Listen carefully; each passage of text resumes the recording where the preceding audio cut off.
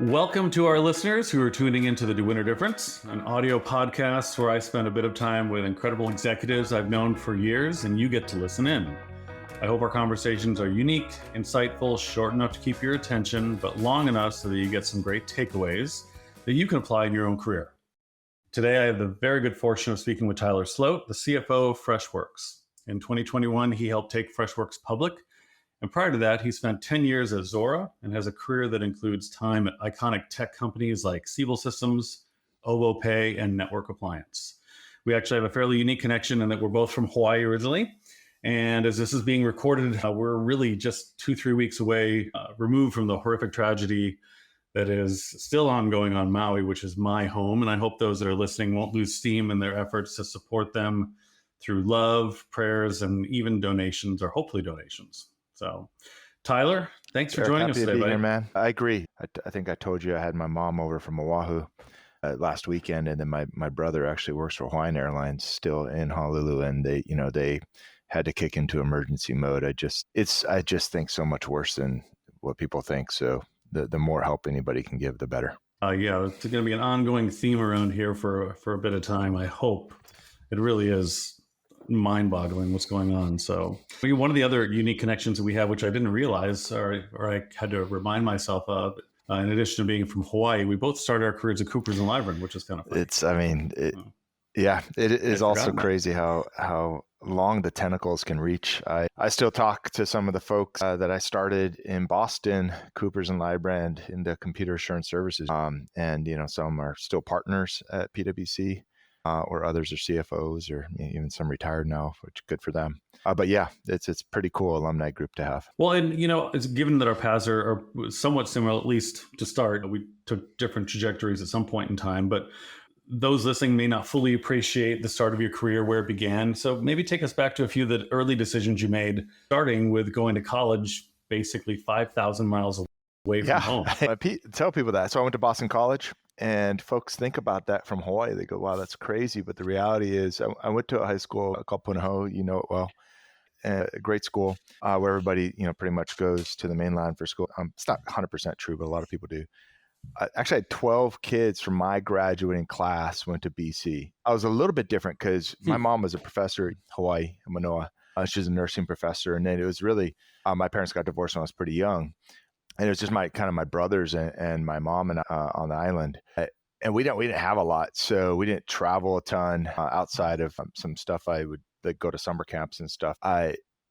So I'd never been to Boston before. In fact, this is applying before internet, so it was really just applying based on brochures. And the story goes, I was deciding between Holy Cross and BC because based on brochures, they market themselves as kind of the same exact school, right, in a suburb of Boston. Kind of Catholic organizations. I was going to play football at Holy Cross.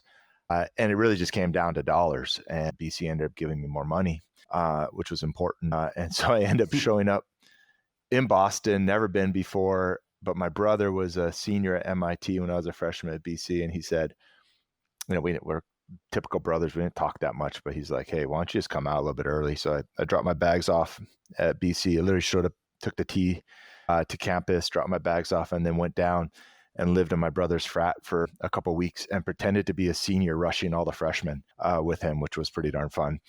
And then he was there. We got to overlap for a year, which was kind of cool having him being in the same city. So, but yeah, Boston. Yeah, my wife, who I met at BC, loves to tell everybody that I showed up. I didn't even have a jacket.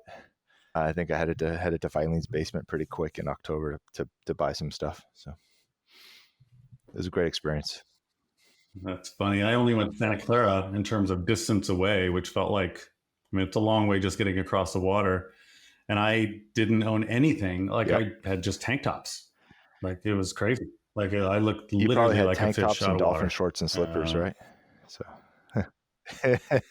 totally dolphin shorts. Are you kidding me? When we do this and kind of do the editing, we'll try to edit in some sort of picture of a dolphin shorts for those who don't actually know what they are. Exactly. Lots of neon, lots of dolphin shorts. Oh, funny. Well, hey, yeah, I've been in search for 30 years, actually almost 30 years. It'll be 30 years next year, which is kind of crazy. And I've learned plenty of things along the way, but one thing for sure is that there's not a singular profile that guarantees success for anything specifically. But in our case, as we're talking to a CFO here, for being a CFO. That said, if I gave you $100 to spend on certain attributes, where would you allocate that money? As you think about the things that have made you successful. Yeah, I've thought about this a little bit, and what's really interesting, if I think about my career, there's investments you make in yourself, like say in school and things like that, which I've made some, and it takes work or sacrifice in some areas. But I think the most I've learned hasn't been in a classroom. It's been from folks who've been there, done that. And I've tried to make it a point to really realize I still have a lot to learn, but there's always folks that, I can learn from. And so that $100, like if I would recommend, and I do recommend this to folks, who are kind of early in their careers, gosh, I'd break that into 5 different low-key breakfasts that you take, you invite, somebody who could be a mentor out to breakfast, and 5 different people potentially. And I've done that. I've just reached out randomly to folks for lunch. And what you'll find, I think, specifically in the CFO community is that, not everybody, but most people really do want to help others and with the job, but also with learnings and whatnot. And so it's been super helpful for me in my career to kind of make some of those relationships and be able to tap into them, but just have some key learnings from folks. Awesome. We have to talk about AI because you can't turn the news on. You can't open up a browser. You can't do anything without seeing AI. It's becoming incredibly prolific. And as it relates to your job as a CFO, are you more concerned or more excited about the impact on the way you do your job? I'm actually, AI in the way I'm a lot more excited. Your job. I think the concern comes with diving in without actually validating. It's like, old Reagan, trust but verify. But the interesting stuff for CFO, in my perspective, is not necessarily all the government's compliance stuff. And a lot of that is like included in getting your books closed. And if you actually look at the body of work that is being done as part of that, so much of that is still relatively manual, but it's not like it's intelligent work per se. It's just stuff that are repetitive tasks and things that actually can be replaced even with more accuracy, with incredible more efficiency, with some intelligence built in and automation. And we've tried to build that into a lot of our functions here at Freshworks, and we're going to continue to do that. And so that part's exciting because the thing is, that's not what I consider the most exciting part of the job. And so if you can figure out how to get that done more accurately, more efficiently, then you get to actually spend more time on what I think the more interesting value add parts of being a CFO are, which is really around kind of business model, ownership, strategy, guidance, and things like that. And so I think it's super exciting. Again, I think a lot of it has to be proven out and there has to be some prudence there. But overall, I think this is going to be a net positive. As it relates to your job, this isn't a question that we talked about before, but as it relates to your job, just to throw you a curveball, is this something that's popping up in board meetings as it relates to your functional job? It certainly is popping up in investor conversations around AI and integration of product and all that kind of stuff. But, as it relates to your specific functional area, really is taking up a decent amount of mind share in both, our product meetings, our management meetings, and our board meetings, because we're injecting so much AI into the products that we sell.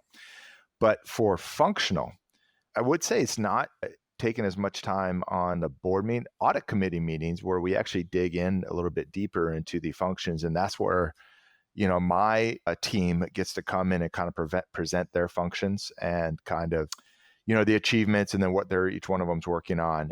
In that forum, absolutely, we are, positioning AI as a place that is going to help us move forward. It's a place that's going to kind of reduce risk through automation, and a place that, will have more adherence to SOX controls and things like that. And so, yes, it is definitely parts of the discussion. So you're saying that your audit committee is concerned about risk. That sounds crazy, Tyler. I'm kidding. Hey, let's say I'm interviewing with you today for a senior role in your organization. How would you compare what you're looking for today, or even the way that you interview versus 4 years ago or a time period before COVID?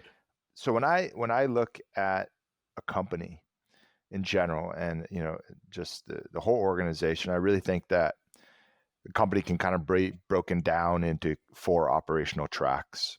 That's hire to retire, quote to cash, procure to pay, and corporate. And then I look at the systems, people, and process across each one of those tracks. And I think you can capture most of the operational elements within an organization. The people on my team, a lot of them have purview or pieces of each one of those tracks.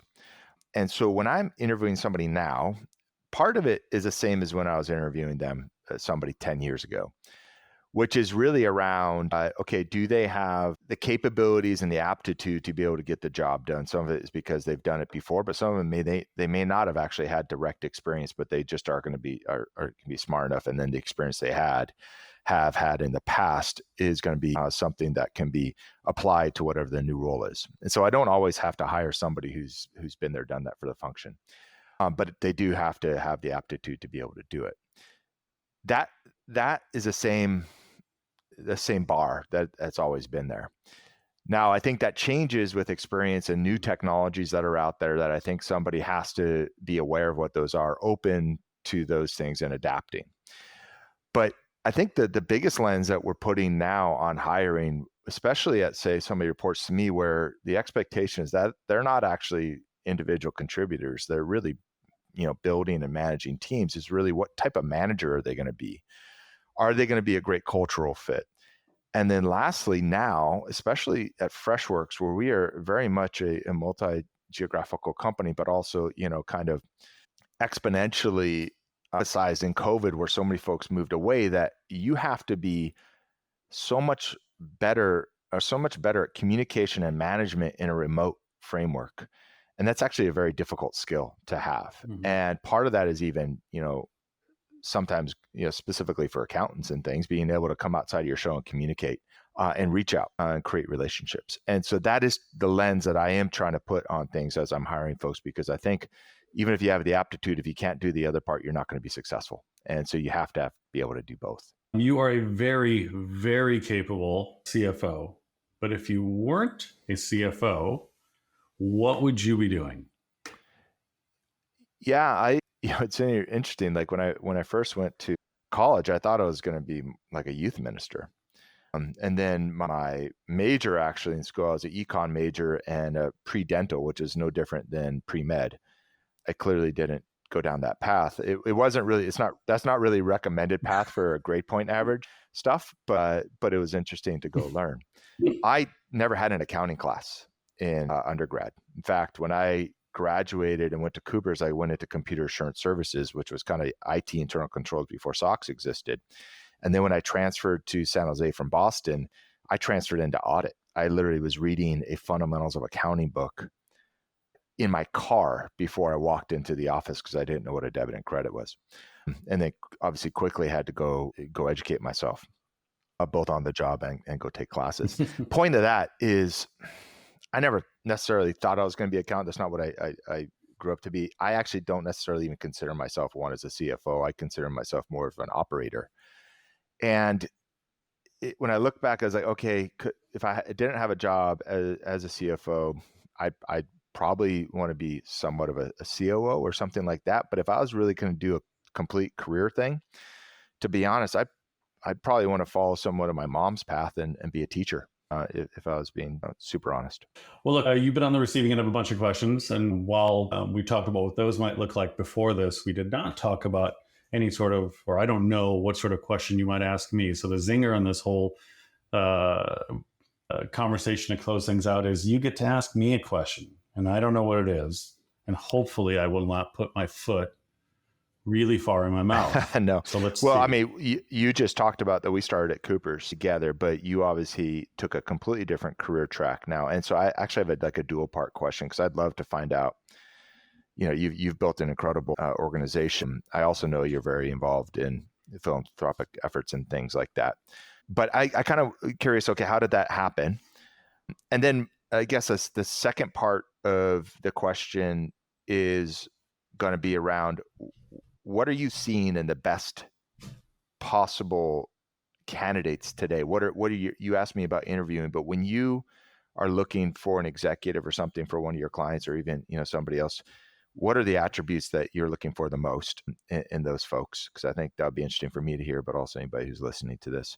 And then lastly, outside of work, I know you're involved in a great organization in San Jose, but like what drives you every day to just kind of get up in the morning and go perform? So it's a 3-part question there. Jesus. Wow, look at what you did to me. Okay, so Coopers. Well, I guess I followed my heart, which is my wife, who was an accounting major at Santa Clara. And that seemed like a good idea. So I declared accounting and I became an accounting major. And while you had to read about debits and credits in a book on the way to the office, I struggled with that for, through all of my education. I just never really embraced the accounting path yet.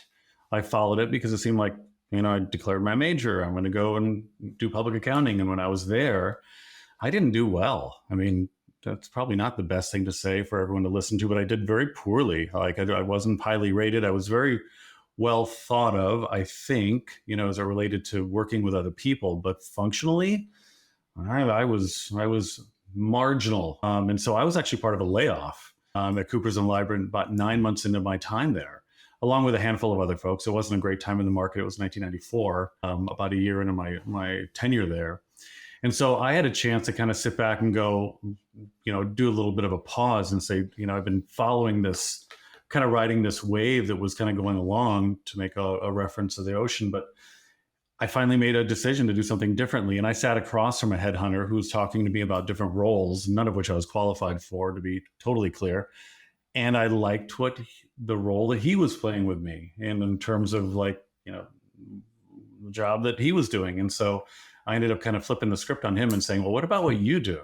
And I remember him telling me at the time, like, be careful, you might like it.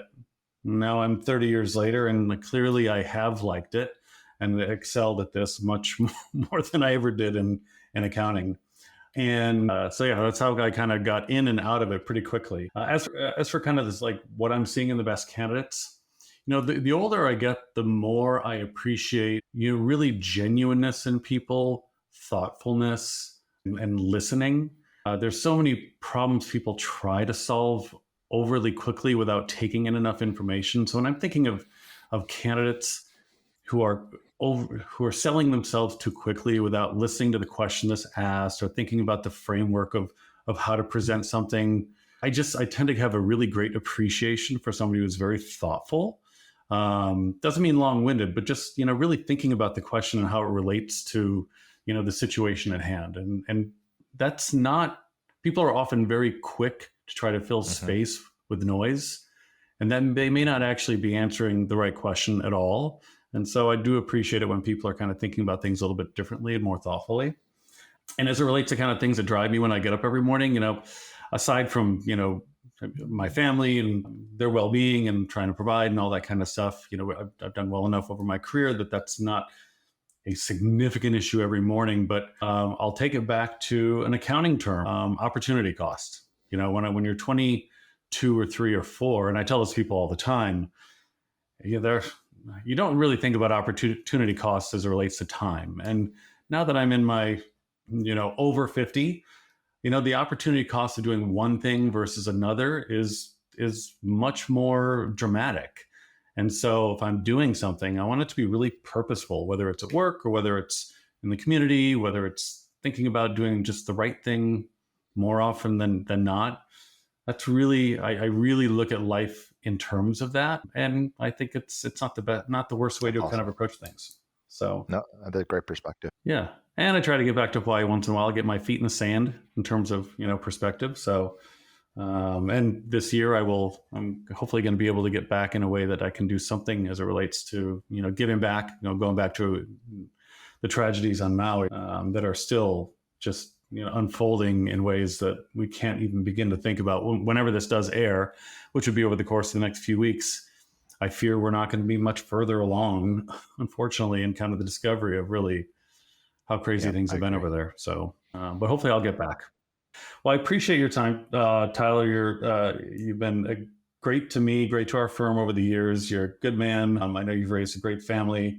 You pour yourself into your work and have excelled. So I really, really appreciate you being part of our Awesome. very first Derek, podcast. again, thanks for having me, man. Well done. And I appreciate you as well. So this has been great. A lot of fun. Okay. All right. My Thanks. best to you, buddy. Take care. Thank you so much for taking the time to listen to the DeWinter Difference podcast. If you like this episode, head to dewintergroup.com/dewinter-difference to hear past episodes and catch our future podcasts.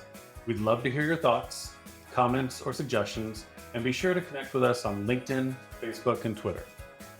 This podcast is produced by the DeWinter Group, the leading recruiting firm in the Bay Area and beyond. We help top companies and people reach their fullest potential through world-class accounting, finance, and technology recruiting services.